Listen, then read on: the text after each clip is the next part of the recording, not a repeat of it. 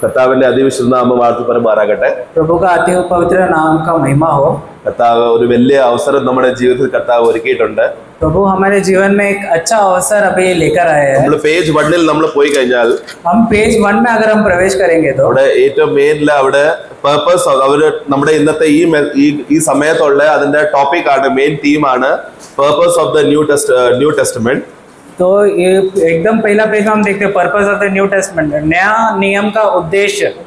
ഈ ഉദ്ദേശമാണ് ഒരുമ. ये उद्देश्य है एकता. കർത്താവ് എങ്ങനെ മനുഷ്യരോട് ഒരുമയോടെ അല്ലെങ്കിൽ ഒന്നായിട്ട് ജീവിക്കണം. No page number 1 the first. अच्छा पेज താഴെ പേജ് നമ്പർ വന്നിട്ടുണ്ട്, എഴുതിയിട്ടുണ്ട് പേജസ്, അത് ശ്രദ്ധിച്ചാൽ മതി. नीचे एकदम नीचे कोने में पेजेस नंबर लिखा है, उसमें ध्यान. അപ്പം കർത്താവിന്റെ ഒരു വലിയ ഉദ്ദേശം നമുക്ക് വെളിപ്പെടാൻ വേണ്ടിയിട്ടാണ് കർത്താവ് ഈ നിയമം നമുക്ക് തന്നിരിക്കുന്നത്. तो ये नया नियम बोलते समय में प्रभु का एक बड़ा उद्देश्य को प्रकट करने के लिए प्रभु ने नियम दिया है. അപ്പൊ അവിടെ നമ്മള് അതേ പേജിൽ 1-ാം പേജിൽ തന്നെ യോഹന്നാന്റെ സുവിശേഷം 17-ാം അധ്യായം അതിന്റെ 24-ാം വാക്യം വായിക്കുമ്പോൾ तो यूहन्ना 17 का 24 हम देखते हैं, पहला ही पेज में हम दिया वो वचन दिया गया है. അവിടെ എഴുതിയിരിക്കുന്ന Father, I desire that they also whom you gave me may also be with me where I am, that they may behold my glory which you have given me. उधर लिखा है कि हे पिता, मैं चाहता हूँ कि जिन्हें तूने मुझे दिया है, जहाँ मैं हूँ वहाँ वे भी मेरे साथ हो, कि वे मेरी उस महिमा को देखे जो तूने मुझे दी है. അപ്പം പിതാവായ ദൈവം പുത്രനെ അയക്കുമ്പോൾ ഒരു വലിയൊരു ഉദ്ദേശത്തിലാണ് അയക്കുന്നത്. जब पिता परमेश्वर अपना पुत्र को दिया तभी एक बड़ा उद्देश्य के साथ अपना पुत्र को दिया. ഈ ഉദ്ദേശം വെളിപ്പെടുത്താൻ വേണ്ടിയിട്ടാണ് കർത്താവ് വാചയും അല്ലെങ്കിൽ ടെസ്റ്റമെന്റും कवनेंटुम कर्ताव एस्टैब्लिश ചെയ്തത്. ये परमेश्वर का एकदम बड़ा उद्देश्य को प्रकट करने के लिए प्रभु ने वाचा, नियम और ये बहुत सारी चीजें पुराने नियम में हम देखते हैं. അപ്പോൾ ആ എസ്റ്റാബ്ലിഷ്മെന്റ് നമുക്ക് പഴയ നിയമത്തിൽ ഈ കാര്യങ്ങളെല്ലാം അറിഞ്ഞിരിക്കുമായിരുന്നു. तो ये जब भी परमेश्वर जब प्रकट करते समय में पुराने नियम में ये सब बातों को प्रभु ने ढक कर रखा था, छुपा कर रखा था. എന്നാൽ പുതിയ നിയമത്തിലാണ് ഇത് റിയൽ ആയിട്ട് അത് റിവീൽ ആകുന്നത് അല്ലെങ്കിൽ വെളിപ്പെട്ട് വരുന്നത്. पर नया नियम में है इसका असलियत बाहर आ रहा है, इसका एक सच्चाई बाहर आ रहा है. അപ്പൊ ഈ പുതിയ നിയമത്തിൽ അറിയപ്പെടുന്നു എന്ന് പറഞ്ഞു കഴിയുമ്പോൾ ആർക്കാണ് ഇത് അറിയപ്പെടുന്നത് മനസ്സിലാക്കാൻ പറ്റുന്നത്? जब भी नया नियम में है, जब भी प्रभु परमेश्वर ने ये सब बातें प्रकट किया करके बोलते समय में किसको ये बातें प्रकट किया? ഇത് കർത്താവ് സഭയ്ക്ക് മാത്രമേ വെളിപ്പെട്ട് തന്നിട്ടുള്ളൂ. सिर्फ केवल कलीसिया को ही परमेश्वर ने ये सब बातों को प्रकट करके दिया. ഈ വിഷയം അതാണ്. അപ്പൊ സഭയെ മുഖാന്തരമാണ് കർത്താവിന്റെ ഇത്രയും വലിയ സത്യം അത് വെളിപ്പെട്ട് വെളി വരുന്നത്. ये उद्देश्य की वजह से कलीसिया द्वारा है, ये परमेश्वर का उद्देश्य को प्रभु ने प्रकट करके कलीसिया द्वारा प्रकट कर रहा है. നമുക്കൊരു വാക്യം വായിക്കാം. 1 പത്രോസിൽ നമ്മൾ വായിക്കുമ്പോൾ तो हम पहला पत्रस का पुस्तक पढ़ते समय में അതിന്റെ 1-ാം അധ്യായത്തിൽ पहला पत्रस का पहला अध्याय മലയാളത്തിൽ ഒരു സഹോദരൻ വായിച്ച് സഹായിക്കണേ. हिंदी में भी एक भाई पढ़ना. 1-ാം അധ്യായത്തിൽ पहला पत्रस 1 അതിന്റെ 9 തൊട്ട് 12-ാം വാക്യം വരെ 1 का 9 से लेके 12 तक. നിങ്ങളുടെ വിശ്വാസത്തിന്റെ അംഗമായ ഏകീകരണ പ്രാപിക്കുകയും പറഞ്ഞു തീരാത്തതും അഭിമയുള്ളതുമായ സന്തോഷത്തോടെ ആനന്ദിക്കുകയും ചെയ്യും. നിങ്ങൾക്ക് വരുവാനിരിക്കുന്ന കൃപയെ കുറിച്ച് പ്രവചിച്ച പ്രവാചകന്മാർ ഈ രക്ഷയെ ആരാഞ്ഞ് അന്വേഷിച്ചിരുന്നു. അവരിലുള്ള ക്രിസ്തുവിന് ആത്മാവും ക്രിസ്തുവിന് വരേണ്ടിയ ഘട്ടങ്ങളും പിന്വരുന്ന മഹിമയെയും മുൻകൂട്ടി സാക്ഷീകരിച്ചപ്പോൾ സൂചിപ്പിച്ച സമയം ഏതോ എങ്ങനെയുള്ളതോ എന്ന് പ്രവാചകന്മാർ ആരാഞ്ഞ് നോക്കി. അവർ തങ്ങൾക്കായിട്ടല്ല നിങ്ങൾക്കായിട്ടത്രേ ശുശ്രൂഷ ചെയ്യുന്നുവെന്ന് അവർക്ക് വെളിപ്പെട്ടു. സ്വർഗത്തിൽ നിന്ന് അയച്ച പരിശുദ്ധാത്മാവിനാൽ നിങ്ങളോട് സുവിശേഷം അറിയിച്ചവർ അത് ഇപ്പോൾ നിങ്ങളെ ഗ്രഹിപ്പിച്ചിരിക്കുന്നു. അതിലേക്ക് ദൈവദൂതന്മാർ കുഞ്ഞു നോക്കുവാൻ ആഗ്രഹിക്കുന്നു. हिंदी में पढ़ेंगे कोई भाई मदद करेंगे. अपने विश्वास का प्रतिफल अर्थात आत्माओं का उद्धार प्राप्त करते हो. इसी उद्धार के विषय में उन भविष्यवक्ताओं ने बहुत खोजबीन और जांच पड़ताल की, जिन्होंने उस अनुग्रह के विषय में जो तुम पर होने को था भविष्यवाणी की थी. उन्होंने इस बात की खोज की कि मसीह का आत्मा जो उनमें था और पहले इसे मसीह के दुखों की और उसके बाद होने वाली महिमा की गवाही देता था, वह कौन से और कैसे समय की ओर संकेत करता था. उन पर यह प्रकट किया गया कि वे अपनी नहीं परंतु तुम्हारी सेवा के लिए ये बातें कहा करते थे. जिनका समाचार अब तुम्हें इनके द्वारा मिला, जिन्होंने पवित्र आत्मा के द्वारा जो स्वर्ग से भेजा गया तुम्हें सुसमाचार सुनाया, और इन बातों को स्वर्गदूत भी ध्यान से देखते और देखने की लालसा रखते हैं. നമ്മൾ 9 തൊട്ട് 10 12 വാക്യം വരെ നമ്മൾ ശ്രദ്ധിച്ച് വായിച്ചു കഴിഞ്ഞാൽ 3 ഗ്രൂപ്പ് നമ്മൾ അവിടെ കാണാൻ പറ്റുന്നുണ്ട്. तो 9 से लेके 12 तक जब हम पढ़े उधर 3 प्रकार के झुंड हम देखते हैं. ആദ്യത്തെ ഗ്രൂപ്പാണ് 9, 10, 11 വാക്യം നമ്മൾ വായിക്കുമ്പോൾ അവിടെ പറയുന്നത് ഈ രക്ഷയെ പറ്റിയിട്ടുള്ള പ്രവാചകന്മാർ ഈ കാര്യങ്ങൾ അന്വേഷിച്ചു. അപ്പൊ അത് പഴയ നിയമത്തെ കാര്യങ്ങൾ ഉദ്ദേശിച്ചാ പറയുന്നത്. तो 9, 10 हम पढ़ते समय में 9, 10, 11 पढ़ते समय में उधर लिखा है कि ये जो उद्धार का बात वो लोग कर रहे थे, वे भविष्यवक्ताओं ने बहुत खास रीति से वो लोग ढूंढा. ये भविष्यवक्ता कौन है? पुराने नियम के विश्वासी लोग.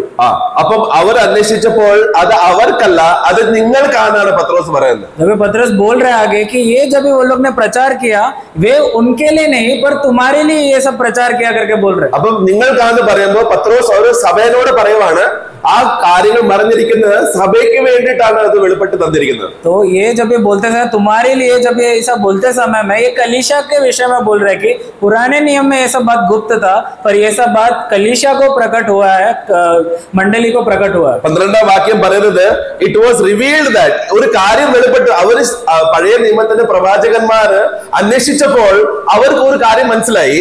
तो ये 12 पढ़ते समय में ये बात उनको प्रकट हुआ, ये बात उनको मालूम पड़ा. ऐसा क्यों लिखा है कि वो लोग पुराने नियम में ये सब बात छुपे हुए थे पर कुछ बात उनको समझ में आया, उनको प्रकट हुआ. അപ്പൊ അവർക്ക് മനസ്സിലായി മശിയ വരും, അവൻ കഷ്ടം സഹിക്കും, അവൻ ദുഃഖം സഹിക്കും, എന്നിട്ട് അവന് മരിക്കേണ്ടി വരും. അത് അവർക്ക് മനസ്സിലായി. ये उनको समझा कि मसीहा आएगा, कष्ट उठाएगा, मारा जाएगा और महिमा में प्रवेश करेगा. എന്നാൽ ഈ കാര്യം അവർക്കല്ല നിങ്ങൾക്കാന്ന് പറയുമ്പോൾ പുതിയ നിയമസഭയ്ക്കാണെന്നാണ് അവിടെ പറയുന്നത്. पर ये जो बातें जब प्रकट हुआ ये तो उनके लिए नहीं पर तुम्हारे लिए था, मतलब कलीसिया के लिए है करके वो बात उनको समझ में आया. അതായത് സഭയ്ക്കാണ് ആ കാര്യം. കാരണം മശിയ കാരണം ഇസ്രായേലിനോട് ഇപ്പോൾ നിങ്ങൾ പോയി ചോദിച്ചാൽ മശിയ വരുമ്പോൾ കഷ്ടം സഹിക്കും, ദുഃഖം എടുക്കേണ്ടി വരും എന്ന് പറഞ്ഞു കഴിഞ്ഞാൽ ആ വചനം അവർ വിശ്വസിക്കത്തില്ല. अभी अगर कोई इस्राएल में जाके एक यहूदी को बोले कि तुम्हारा मसीहा जब भी आएगा, मसीहा आकर कष्ट अनुभव करेगा और वो मारा जाएगा, जब ऐसा कोई यहूदी को बोला तो वो लोग कभी स्वीकारेंगे नहीं, वो लोग कभी अंगीकार नहीं करेंगे. അവർക്ക് ദേഷ്യം വന്ന് നമ്മളെ അടിക്കാൻ വരും. उन लोगों को गुस्सा आएगा, वो लोग मारने आएंगे क्योंकि मेरा मसीहा को कैसा ऐसा. എന്റെ മശിയ വന്നാൽ അവൻ കഷ്ടം സഹിക്കത്തില്ല, അവൻ രാജ്യം സ്ഥാപിക്കാനാ വരുന്നത്, അവൻ തേജസ്സിലാ വരുന്നത്, അവന് കഷ്ടം വരുത്തില്ല എന്ന് പറഞ്ഞ് അത്രയും എരിവോടെ അവർ നിൽക്കുക. तो वो लोग इतना जलन में रुके, वो लोग बोलेंगे कि जब भी हमारा मसीहा आएगा वो कष्ट अनुभव करने नहीं आएगा पर एक राज्य स्थापना करने आएगा और ये हमारा मसीहा ऐसा पीड़ित नहीं होगा करके उनको इतना बड़ा ज्वलन है.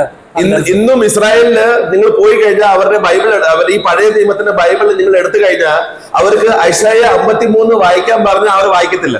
तो अभी भी आज भी अगर कोई एक यहूदी को जाके उनका सिनागोग में जाके किसी को बोले कि यशायाह 53 तुम लोग पढ़ो करके बोलेंगे तो वो लोग नहीं पढ़ते. കാരണം यशायाह 53 എന്താ വരാനുള്ള മശിയെ പറ്റി കഷ്ടത്തിന്റെ കാര്യമാണ് പറഞ്ഞിരിക്കുന്നത്. क्योंकि यशायाह 53 में खास रीति से मसीहा का कष्ट अनुभव के बारे में लिखा है. പക്ഷെ അവര് യശയ്യായുടെ ആ ഭാഗങ്ങൾ വരുമ്പോൾ ആ കഷ്ടത്തിന്റെ ഭാഗം വരും, അല്ലെങ്കിൽ ആ അധ്യായം മൊത്തം അവര് ഡിസ്റിഗാർഡ് ചെയ്യും. അത് ആ മശിയയുടെ കഷ്ടത്തിനെ പറ്റിയിട്ടല്ലാതെ പറഞ്ഞ് അവര് പറയും. तो ये बात जब वो लोग देखते हैं तो वो लोग बोलते हैं कि ये मसीहा के बारे में नहीं लिखा है और वो लोग पढ़ना भी नहीं चाहते वो सब बातें. പക്ഷെ യശയ്യായ്ക്ക് ആ കാര്യം വെളിപ്പെട്ട് വന്നത് ഒരു മശിയ വരുമ്പോൾ കഷ്ടപ്പെടും, ദുഃഖം സഹിക്കേണ്ടി വരും, ക്രൂശിൽ പോയി മരിക്കേണ്ടി വരും. जब पर यशायाह भविष्यवक्ता को ये प्रकट हुआ कि एक मसीहा आएगा और ये कष्ट अनुभव उठाएगा, ये मारा जाएगा. അപ്പൊ പക്ഷെ യശയ്യായ്ക്ക് ഒരു കാര്യം മനസ്സിലായി, അല്ലെങ്കിൽ പഴയ നിയമത്തിന്റെ പ്രവാചകന്മാർക്ക് ഒരു കാര്യം മനസ്സിലായേ, ഇങ്ങനെ നമുക്ക് ഈ കാര്യം മനസ്സിലാക്കിയാലെങ്കിലും അത് അവർക്കല്ലായിരുന്നോ നിങ്ങൾക്ക് അല്ലെങ്കിൽ സഭയ്ക്കാണെന്ന് അവിടെ പറയുന്നത്. पर ये बात, एक और बात उनको प्रकट हुआ पुराने नियम के भविष्यवक्ताओं को कि ये जो मसीह कष्ट अनुभव उठाएगा, मारा जाएगा, ऊंचा उठा लिया जाएगा, ये सब जो बातें हैं ये उनके लिए नहीं था पर आने वाले युग में एक झुंड, कलीसिया क्या झुंड के लिए ये बातें है करके उनको समझ में आया. പക്ഷെ അപ്പൊ അതുകൊണ്ടാണ് സഭ ഈ കാര്യം മനസ്സിലാക്കുന്നത്. സഭ എപ്പോഴും കർത്താവിന്റെ ക്രൂശിൽ അവൻ നമുക്ക് വേണ്ടി കഷ്ടം സഹിച്ചത്, അവൻ നമുക്ക് വേണ്ടി ദുഃഖം സഹിച്ചത്, നമുക്ക് വേണ്ടി ക്രൂശിൽ മരിച്ചത്, പിൻവരുന്ന മഹിമ, ഈ കാര്യം കാര്യങ്ങളാണ് നമ്മൾ സഭയിൽ എപ്പോഴും നമ്മൾ ചിന്തിക്കേണ്ട ഒരു വിഷയം. तो ये बातें है कलीसिया में हमेशा हमें याद रखना है कि मसीह जब भी आया, मसीह कष्ट अनुभव उठाया कलीसिया के लिए, जब मसीह मारा गया कलीसिया के लिए, जी उठा कलीसिया के लिए, और महिमा में वो ऊंचा उठा लिया गया, वो भी कलीसिया के लिए था.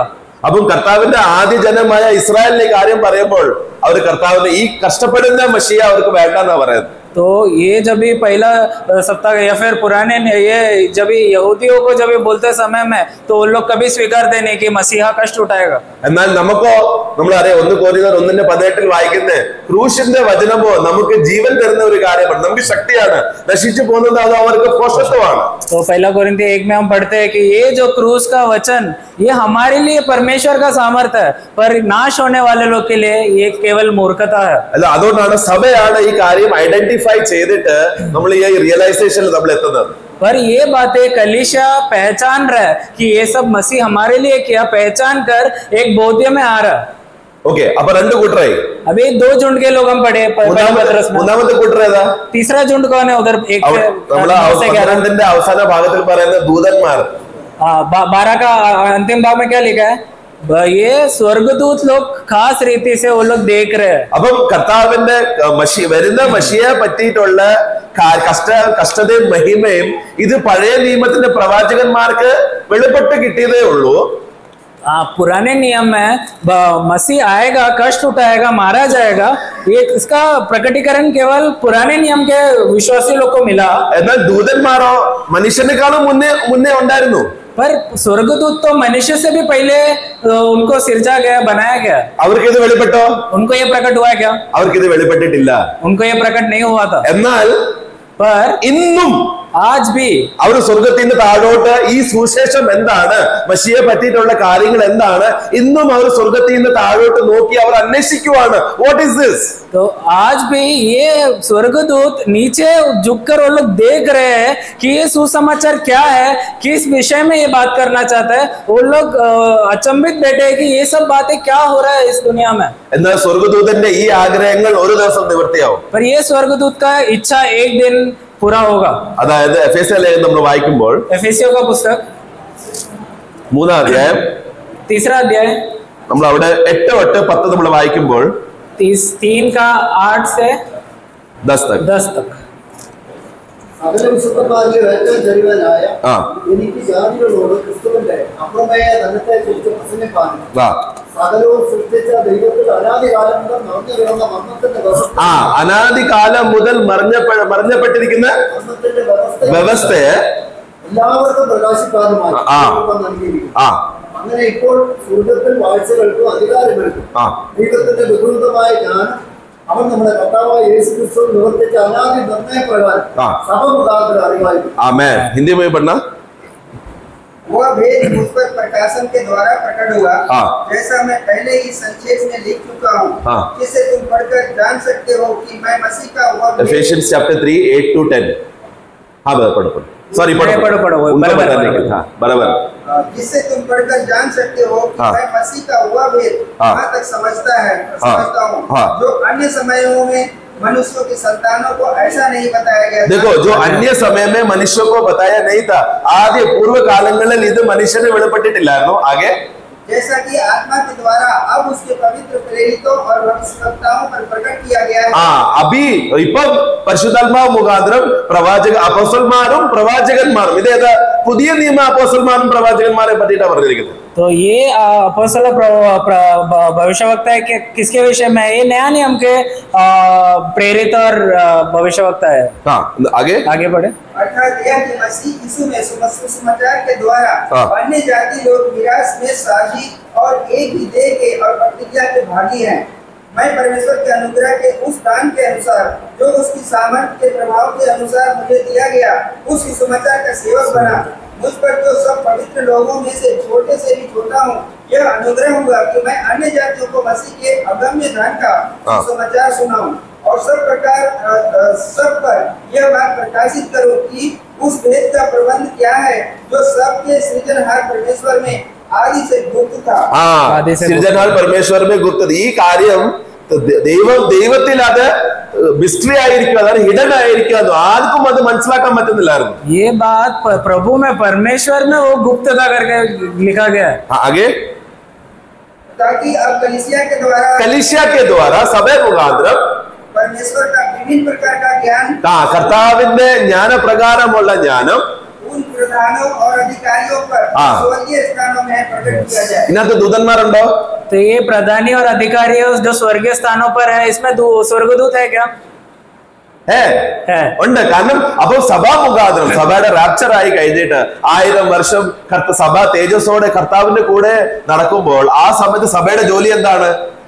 तो जब भी कलीसिया उठा लिया जाएगा, 1000 साल जब भी प्रभु के साथ राज्य करेगा, तभी कलीसिया का काम क्या रहेगा? कलीसिया क्या करेगी तभी? അവിടെ എന്ത് ചെയ്യും? ഈ കർത്താവിന്റെ വിഭിന്ന പ്രകാരമുള്ള ജ്ഞാനപ്രകാരമുള്ള ജ്ഞാനം, കർത്താവിന്റെ തേജസ്, ഈ ജ്ഞാനത്തെ പറ്റിയിട്ടുള്ള സകല ജാതികൾക്കും സ്വർഗീയ അധികാരികൾക്കും സഭ ആയിരിക്കും വെളിപ്പെട്ടു തരുന്നത്. ये परमेश्वर का जो ज्ञान है, जो परमेश्वर का जो महिमा है, ये कलीसिया द्वारा सारा भूमंडल के राज्य और अधिकारियों को कलीसिया प्रकट करेगी. അപ്പം അപ്പൊ സഭയുടെ എത്ര വലിയ ജിമ്മേദാരി അല്ലെങ്കിൽ റെസ്പോൺസിബിലിറ്റി നിങ്ങൾ മനസ്സിലാക്കുന്നുണ്ടോ? तो अभी कलीसिया का इतना बड़ा जिम्मेदारी हम समझ रहे हैं कि नहीं? അപ്പം നമ്മൾ 1 പത്രോസ് 1:12 വായിച്ചു, ദൂതന്മാർ ആഗ്രഹിക്കുന്നു. ആ ആഗ്രഹം നമ്മൾ എഫെസ്യ ലേഖനത്തിൽ വായിച്ചു, അവരുടെ ആഗ്രഹം നിവർത്തിയാകുക. तो पहला पत्रस में हम क्या पढ़े? ये स्वर्गदूत वो लोग आग्रह कर रहे और देख रहे इस पर कि क्या है, पर एफेसियों में हम क्या पढ़े? ये उनका आग्रह इधर पूर्तिकरण हुआ, उनको प्रकट हो चुका है कलीसिया द्वारा. അപ്പൊ സഭ വരും കാലങ്ങളിൽ കർത്താവിന്റെ ജ്ഞാനം വെളിപ്പെടും എന്ന് പറയുമ്പോൾ, तो जब भी आने वाले युगों में इस परमेश्वर का ज्ञान को कलीसिया प्रकट करेगा बोलते समय में, അത് ആരുടെ പ്രാർത്ഥനയായിരുന്നു? അതാണ് നമ്മൾ പേജ് 1 നമ്മൾ വായിച്ചത്, ജോൺ ചാപ്റ്റർ 17:24. तो ये प्रार्थना किसका था? ये महिमा प्रकट करना कलीसिया द्वारा प्रभु का था. वही हम यूहन्ना 17:24 में हम पहला पेज में हम पढ़े. അപ്പൊ കർത്താവിന്റെ പ്രാർത്ഥന എന്തായിരുന്നു? प्रभु का प्रार्थना क्या था? അവരും സഭയും എന്റെ കൂടെ, ഞാൻ പിതാവിന്റെ കൂടെ എങ്ങനെ ഒന്നായിരിക്കുന്നു, പിതാവിന്റെ സന്നിധിയിൽ ഇരിക്കുന്ന പോലെ തന്നെ ഇവരും, ഹേ പിതാവേ, നിങ്ങൾ ആരൊക്കെ എനിക്ക് ലോകത്തിൽ നിന്ന് തന്നു, അവരും എല്ലാവരും ഒരുമിച്ച് പിതാവിന്റെ സന്നിധിയിൽ പുത്രനും മൂത്ത സഹോദരനായ യേശുക്രിസ്തുവും അവന്റെ കൂടെ സഭയും ഒരുമിച്ച് അതേ തേജസ്സിൽ ഇരുന്ന്, എന്നിട്ട് വരും കാലങ്ങളിൽ ആ തേജസ്സും സന്തോഷവും ആ ജ്ഞാനവും അവർ സ്പ്രെഡ് ചെയ്യുവാണ്. ये हम यूहन्ना 17:24 में पढ़ा. प्रभु उधर प्रार्थना कर रहा है, ये जो लोग, जो पिता तूने आपने मुझे जो दिए हैं, ये लोग मेरे साथ रहे और ये लोग मेरा महिमा देखे, और ये मैं जहाँ बैठा हूँ वो लोग भी वहां पर ही बैठे, कि उन लोग प्रभु का महिमा आने वाले युगों में सारे संसार को प्रकट करने के लिए. ഈ കാര്യം കർത്താവ് മനസ്സിലാക്കാൻ വേണ്ടിയിട്ടാണ് കർത്താവ് ആദ്യമായിട്ട് ആദാമിനെ ദൈവം സൃഷ്ടിക്കുന്നത്. ये बातों को प्रकट करने के लिए पहली बार परमेश्वर ने आदम को सृष्टि किया. अब ലൂസിഫറിനെ കർത്താവ് ആദ്യം സൃഷ്ടിച്ചപ്പോൾ, അല്ലെങ്കിൽ അവനെ അധികാരം കൊടുത്ത് സൃഷ്ടിച്ച ദൈവം അവന് പദവി കൊടുത്തപ്പോൾ കർത്താവിന് ഒരു ഉദ്ദേശം ഉണ്ടായിരുന്നു. जब भी लूसीफर को जब भी प्रभु ने बनाया, उसको सृष्टि किया, उधर प्रभु का एक उद्देश्य था उसके पीछे. എന്നാൽ ആ ഉദ്ദേശത്തിൽ നിന്ന് അവൻ കർത്താവിനോട് റെബൽ ചെയ്തിട്ട് ഒരു ഈവൽ ബീയിങ് ആയി കഴിഞ്ഞുകൊണ്ട് അവൻ കർത്താവ് എന്ത് ചെയ്തു? അവനെ ആ പർപ്പസിൽ നിന്ന് അവനെ മാറ്റി. क्योंकि प्रभु एक उद्देश्य से लूसीफर को बनाया था, उस उद्देश्य को छोड़कर लूसीफर क्या करने लगा? वो एक दुष्ट आत्मा बन गया, एक दुष्ट प्राणी बन गया. इसलिए प्रभु ने वो उद्देश्य से ही उसको हटाकर उसे निकाल दिया. എന്നിട്ട് അവന്റെ പകരം ആരെ വെച്ചു? और उसके बदले अभी प्रभु क्या, परमेश्वर क्या कर रहा है? आदम ने വെച്ചു. आदम को प्रभु अभी सृष्टि कर एक मनुष्य को बना रहा. എന്നാൽ ആദാം ആരെയാണ് റിപ്രസെന്റ് ചെയ്യുന്നത്? अभी आदम किसको उधर प्रकट कर रहा है? നമുക്കൊരു വാക്യം വായിക്കാം. കർത്താവ് ആദാമിനെ സൃഷ്ടിക്കുമ്പോൾ आदम ने നോക്കിയിട്ടല്ല കർത്താവ് ആദാമിനെ ഉണ്ടാക്കുന്നത്. जब भी प्रभु आदम को बनाते समय में परमेश्वर आदम को देखकर नहीं, प्रभु मनुष्य को देखकर नहीं, आदम को बना रहा. നമ്മൾ റോമാലേഖനം 5-ാം അധ്യായത്തിൽ, റോമിയോ का पुस्तक 5वां अध्याय, അതിന്റെ 14-ാം വാക്യത്തിന്റെ അവസാന ഭാഗത്തിൽ പറയുന്നത്, 5:14 हम पढ़ते समय में 5:14 पढ़े, आखिरी भाग में, आखिरी भाग, जिन्होंने उस आदम से, आदम जो उस आने वाले का चिन्ह है. Adam Koné? ആദാം ആരാണ്? വരവാനുള്ളവന്റെ പ്രതിരൂപമാണ്. അത് ആ വരവാനുള്ളവൻ ആരായിരുന്നു? യേശുക്രിസ്തു ആയിരുന്നു. आदम कौन है? जो आने वाले का चिन्ह है. आने वाला कौन है? प्रभु यीशु मसीह. प्रभु यीशु मसीह का चिन्ह बनकर आदम को पहले प्रभु ने बनाया. रोमन्स चैप्टर 5:14 में 14, Adam who is a type of him who is to come, who was to come. तो आदम को ने आने वाले एक व्यक्ति का एक प्रतिरूप है, एक रूप है, परमेश्वर ने बनाया. അപ്പോൾ മനുഷ്യനെ സൃഷ്ടിക്കുമ്പോൾ ദൈവം ആരെയാ കാണുന്നത്? യേശു ക്രിസ്തു മനുഷ്യനായി വരും, മനുഷ്യന് വേണ്ടിയിട്ട് പാപത്തിന് വേണ്ടി പരിഹാരം തരും. ആ കാര്യങ്ങളെല്ലാം, കാരണം ദൈവം ആരാണ്? അവൻ ആദ്യത്തിൽ തന്നെ അന്ത്യം അറിയുന്ന കർത്താവാണ്, അവന്റെ ഫ്യൂച്ചർ അറിയുന്ന കർത്താവാണ്. കർത്താവ് ആദ്യം തന്നെ നമുക്ക് വേണ്ടി റെമഡി ഒരുക്കുവാണ്. तो जब भी आदम को बनाते समय ही प्रभु क्या कर रहा है, आने वाले मसीहा को देखकर ही प्रभु आदम को बना रहा है कि ऐसा जो आदि में ही अंत जानता है, वो परमेश्वर क्या कर रहा है, आदम को उस रीति से बना रहा है जैसा मसीह जो आने वाला है उस बोध्य में और उस सुबोध्य में परमेश्वर आदम को बना रहा है. എന്നാൽ കർത്താവിന് വരാൻ ഒരു സമയമുണ്ട്. पर परमेश्वर को आने के लिए एक समय है. നമ്മള് ഗലാത്യ ലേഖനം 4:4 നമ്മൾ വായിക്കുമ്പോൾ, गलातियों का पुस्तक 4:4, गैलेशियंस चैप्टर 4:4, जब समय पूरा हुआ तो परमेश्वर ने अपने पुत्र को भेजा. बस സമയത്തിന്റെ पूर्ति करना, കാലസമ്പൂർണത പൂർണ്ണത ആയപ്പോൾ ദൈവം തന്റെ പുത്രനെ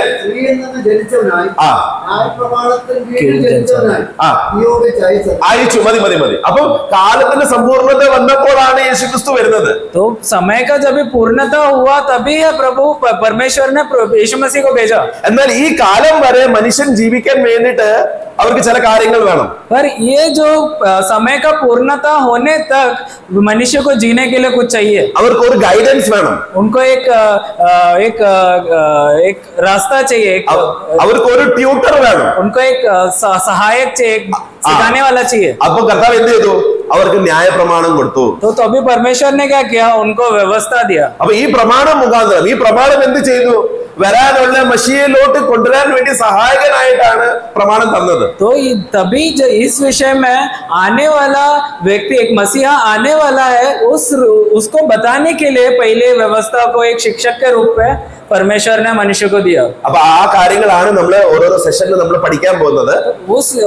उस बातों को हम एक सेशंस में अभी हम पढ़ेंगे, सीखेंगे. നമ്മൾ ഓരോ സെഷനിൽ നമ്മൾ പോകുമ്പോൾ അപ്പം കർത്താവ് എങ്ങനെ ടെസ്റ്റമെന്റ് സ്ഥാപിച്ചു, കവനന്റ് സ്ഥാപിച്ചു, എങ്ങനെ ജനങ്ങള് കർത്താവിനെ മനുഷ്യൻ എങ്ങനെ ദൈവത്തെ അറിയാൻ പറ്റുന്നുണ്ടെന്ന കാര്യങ്ങളൊക്കെ നമ്മൾ ഇനിയും വരാനുള്ള സെഷനിൽ നമ്മൾ പഠിക്കാൻ പോവാണ്. तो कैसा परमेश्वर ने नियम का स्थापना किया, कैसा प्रभु ने व्यवस्था का स्थापना किया, अनेक आज्ञाओं का स्थापना की, ये सब के विषय में हम एक सेशंस में अभी हम पढ़ते जाएंगे. ഞാൻ ജസ്റ്റ് ബേസ് ഇട്ടേ ഉള്ളൂ, ഇൻട്രൊഡക്ഷൻ ഇട്ടേ ഉള്ളൂ. अभी बस एक छोटा सा इंट्रोडक्शन मैंने दिया. बस ഒരു ചോദ്യം ചോദിക്കാനുണ്ട്. एक सवाल मैं सबसे पूछना चाहता हूँ. നിങ്ങൾ ഈ ചോദ്യം ചിന്തിച്ചിട്ടുണ്ടെന്ന് ഞാൻ വിശ്വസിക്കുന്നു. मैं विश्वास करता हूँ ये सवाल सब लोग ने सोचा रहेगा. കാരണം ബൈബിൾ എടുത്തു കഴിഞ്ഞപ്പോൾ എന്റെ മണ്ണിൽ ആദ്യം വന്ന ചോദ്യമാണ്. जब भी मैंने बाइबल हाथ में लिया तभी मेरे मन में पहले ये सवाल उठा था. ഇതെന്താണ് ഓൾഡ് ടെസ്റ്റമെന്റ് ആൻഡ് എന്താണ് ന്യൂ ടെസ്റ്റമെന്റ്? ये इधर क्यों दो विभाग है, पुराना नियम और नया नियम, ये दो विभाग क्यों दिया गया वचन? ചിന്തിച്ചിട്ടുണ്ടോ?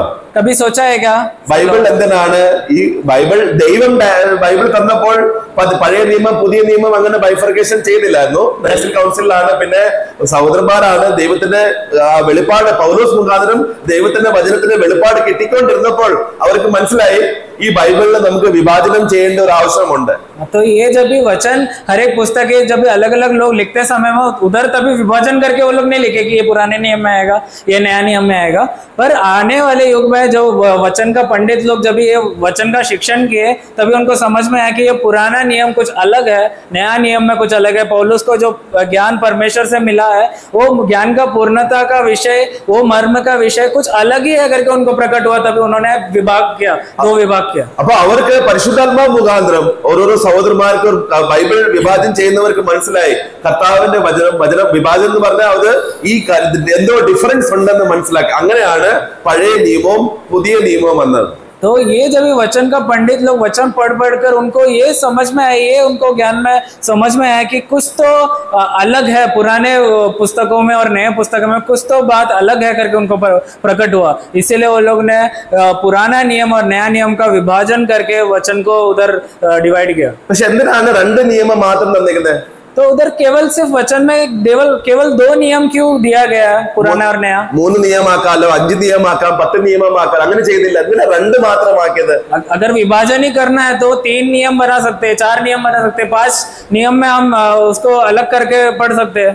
അങ്ങനെ ചെയ്തില്ല. ऐसा उन लोग, वो पंडित लोगों ने ऐसा क्यों वचन को अलग में क्यों नहीं किया? അതിനൊരു ഉദ്ദേശമുണ്ട്. उसका एक उद्देश्य है. കാരണം ദൈവാത്മാവ് നമുക്കൊരു കാര്യം പറയുവാണ്. जब भी परमेश्वर का आत्मा हमसे एक बात कहता है, ഇത് എൻറ്റയർ ബൈബിൾ ദൈവത്തിന്റെ ഒരു ദൈവം മനുഷ്യനോട് ചെയ്യുന്ന ഒരു ഉടമ്പടിയുടെ ആധാരമാണ് ഈ ബൈബിൾ. അതിന്റെ ഒരു രേഖയാണ് ഈ ബൈബിൾ. तो ये पूरा परमेश्वर का वचन, ये पूरा पवित्र शास्त्र एक वाचा का रेखा है कि परमेश्वर मनुष्य से कुछ वाचा बांधना चाहता है या फिर वाचा बांधा है. അപ്പം ഈ കവനന്റ് ദൈവം മനുഷ്യനോട് കൊടുക്കുമ്പോൾ മനുഷ്യന് മനസ്സിലാക്കണം ഇത് നമുക്ക് ചെയ്യാൻ പറ്റത്തില്ല, ദൈവത്തിന് മാത്രമേ ചെയ്യാൻ പറ്റുള്ളൂ ഉള്ള ബോധം അവർക്ക് വന്നിട്ടില്ല.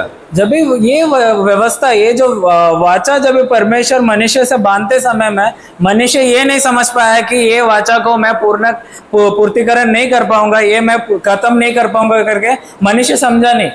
ഏത് കാലത്തിൽ അവർക്ക് ബോധം വന്നോ ആ ബോധത്തെയാണ് പുതിയ നിയമം എന്ന് പറയുന്നത്.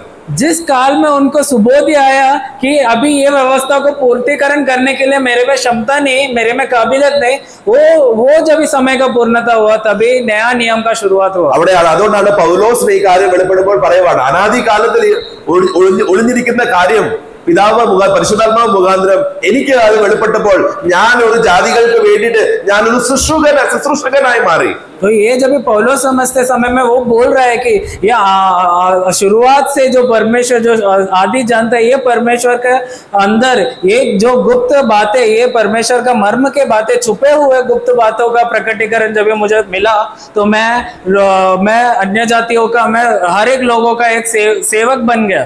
അപ്പൊ ദൈവം നിയമം കർത്താവ് സ്ഥാപിക്കുമ്പോൾ, ടെസ്റ്റമെന്റ് ദൈവം തരുമ്പോൾ, जब भी परमेश्वर नियम बांधते समय में, അപ്പോൾ ടെസ്റ്റമെന്റ് എന്ന് പറഞ്ഞു കഴിഞ്ഞാൽ ഒരു നമ്മുടെ നോർമൽ നമ്മുടെ മനുഷ്യ അണ്ടർസ്റ്റാൻഡിങ് അനുസരിച്ച് ഒരു ധനവാൻ അല്ലെങ്കിൽ ഒരു മനുഷ്യൻ അവൻ മരിക്കുമ്പോൾ മരണത്തെ സമയത്ത് ഒരു വിൽപത്രം ഉണ്ടാക്കത്തില്ലേ, അതിനെയാണ് ടെസ്റ്റമെന്റ് എന്ന് പറയുന്നത്.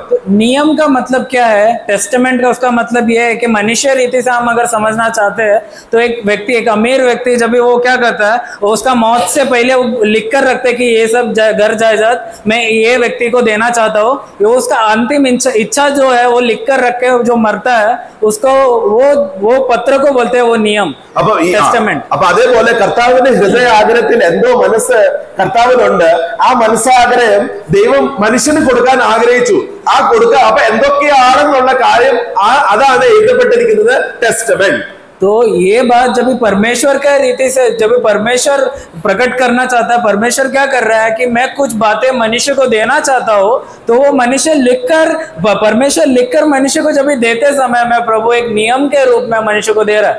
അപ്പൊ അതുകൊണ്ട് അപ്പം നമുക്ക് മനസ്സിലാക്കണം, അപ്പൊ എത്ര പാർട്ടി ഉണ്ട്, എത്ര ഗ്രൂപ്പ് ഉണ്ട്. ये जो देते समय में कितना पार्टी है, कितना ग्रुप है, कौन दे रहा है, कौन ले रहा है.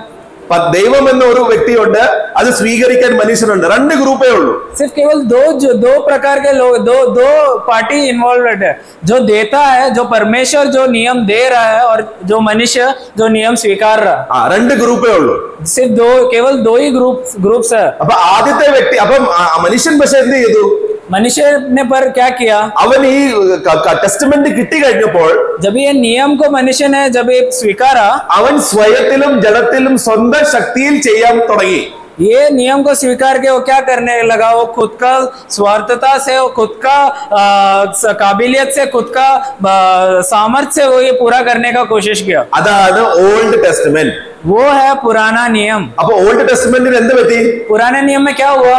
കർത്താവ് മനുഷ്യന് അവസരം കൊടുക്കുക, നിങ്ങൾ ശരി, നിങ്ങൾക്ക് ചെയ്യാന്ന് പറഞ്ഞില്ലേ, നിങ്ങൾ ചെയ്യേ. परमेश्वर बोल रहे कि चलो तुम कह रहे हो तुम ये सब पूर्तिकरण कर सकते हो, ठीक है. परमेश्वर उधर मनुष्य को अवसर दे रहा है, ठीक है, तुम अगर कर सकते हो तो तुम करो. നിങ്ങൾ എത്ര വർഷം ചെയ്യാൻ പറ്റും, നിങ്ങൾ ചെയ്ത് നോക്ക്. അങ്ങനെ ചെയ്ത് 4000 വർഷമായി. तुम लोग कितना साल ये करके पूर्तिकरण कर सकते हो, तुम ये देखो करके परमेश्वर जब मनुष्य को मौका दे रहा है, और वो पूर्तिकरण कर करके मनुष्य को 4000 साल हुआ, फिर भी मनुष्य पूर्तिकरण नहीं कर पाया. ഈ 4000 വർഷത്തിൽ ഒരു കാര്യം മനസ്സിലായി, മനുഷ്യന് ഇത് ചെയ്യാൻ പറ്റത്തില്ല, ഇത് അസാധ്യമാണ്. मनुष्य 4000 साल प्रयत्न करके खुद का मेहनत से, खून पसीने से पूर्तिकरण करने का नतीजा क्या हुआ? उसको समझ में आया कि मैं ये खत्म पूर्तिकरण नहीं कर पाऊंगा जो परमेश्वर का मांग है. അപ്പൊ അതുകൊണ്ടാണ് നമ്മൾ ഗലാത്യയിൽ നമ്മൾ വായിച്ചു, സമയത്തിന്റെ പൂർണ്ണത വന്നപ്പോൾ കർത്താവ് തക്ക സമയത്ത് എന്തിനാ വന്നേ? ഇനി ദൈവം ചെയ്യാൻ പോവാ. അപ്പൊ എവിടെ ദൈവം ചെയ്യാൻ പോവാന്ന് തുടങ്ങിയോ അതാണ് പുതിയ നിയമം. जब भी इसीलिए परमेश्वर कहता है कि इसीलिए वचन कहता है कि जब भी समय का पूर्तिकरण हुआ तभी परमेश्वर ने अपना बेटे को मनुष्य रूप में भेजा. उसका मतलब क्या है कि जब भी हर एक मनुष्य के हृदय में प्रकट हुआ कि ये मैं पूर्तिकरण नहीं कर पाऊंगा तो परमेश्वर ही खुद मनुष्य बनकर करने के लिए आया. അപ്പൊ നിങ്ങൾ മനസ്സിലായെന്ന് ഞാൻ വിശ്വസിക്കുന്നു. अभी मैं ये तुम विश्वास करता हूँ तुम समझे सब लोग. രണ്ട് പാർട്ടിയുണ്ട്, രണ്ട് ഗ്രൂപ്പ് ഉണ്ട്. इधर सिर्फ केवल दो ग्रुप के लोग हैं, ദൈവവും മനുഷ്യനും. मनुष्य और परमेश्वर और मनुष्य. അപ്പൊ പഴയ നിയമം എന്ന് പറഞ്ഞാൽ മനുഷ്യൻ തന്നെ സ്വയശക്തിയാൽ ദൈവത്തിന്റെ ടെസ്റ്റമെന്റ് പൂർത്തീകരണം ചെയ്യാൻ വേണ്ടിയിട്ട് സ്വയശക്തി ചെയ്യുന്ന ഒരു കാലമാണ് ഓൾഡ് ടെസ്റ്റമെന്റ്. पुराना नियम क्या है? मनुष्य खुद का सामर्थ्य, खुद का खून पसीने से वो मांगकर परमेश्वर से ये बातों को मैं पूर्तिकरण करूंगा बोलकर खुद का प्रयत्न करने का है पुराना नियम. പുതിയ നിയമം എന്ന് പറഞ്ഞാൽ എന്താണ്? ദൈവം തന്നെ ഡയറക്റ്റ് ഇടപെട്ട് ചെയ്യുന്ന കാര്യങ്ങളാണ് പുതിയ നിയമം. नया नियम क्या है कि जब भी मनुष्य ये जो बातें जो मनुष्य नहीं कर पाया परमेश्वर खुद उतर कर आकर ये बातों को पूर्तिकरण किया, ये है नया नियम. അതുകൊണ്ടാണ് ബൈബിളിൽ രണ്ട് നിയമമേ ഉള്ളൂ, old testament, new testament. Third testament ഇല്ല. इसीलिए बाइबल में सिर्फ केवल दो ही नियम है, पुराना नियम और नया नियम. तीसरा नियम इसलिए नहीं है क्योंकि तीसरा ग्रुप नहीं है. അപ്പം നിങ്ങൾ ബൈബിൾ ശ്രദ്ധിച്ചു കഴിഞ്ഞാൽ പഴയ നിയമത്തിൽ മനുഷ്യന്റെ ശ്രമവും ശക്തിയെ കാണിക്കത്തുള്ളൂ. पुराने नियम जब भी पढ़ते समय में मनुष्य का स्वयं सामर्थ्य और खुद का परिश्रम ही हम देख सकते हैं पुराने नियम. പുതിയ നിയമത്തിൽ നോക്കി കഴിഞ്ഞാലോ ക്രിസ്തു തന്നെ എല്ലാത്തിനും എല്ലാം, അവനാണ് എല്ലാം ചെയ്യുന്നത്. तो नया नियम में क्या है? मसीह ही सब में सब कुछ है, मसीह ही सब कुछ कर चुका है. അപ്പൊ നമ്മൾ അടുത്ത സെഷൻ തൊട്ട് കർത്താവ് എങ്ങനെയാണ് ഇങ്ങനെ ഡീലിംഗ് ചെയ്യുന്നത്, ടെസ്റ്റമെന്റ് എന്താണ്, കവനന്റ് എന്താണ്, നമ്മൾ ഡീറ്റെയിൽസ് ആയിട്ട് നമ്മൾ പഠിക്കാൻ പോവാണ്. तो आने वाले सेशनों में हम सीखेंगे क्या नियम है, क्या व्यवस्था है, क्या वाचा है. ये सब हम एक सेशंस में हम पढ़ते रहेंगे. ദൈവം നമ്മളെ സഹായിക്കട്ടെ. प्रभु हमारा मदद करे.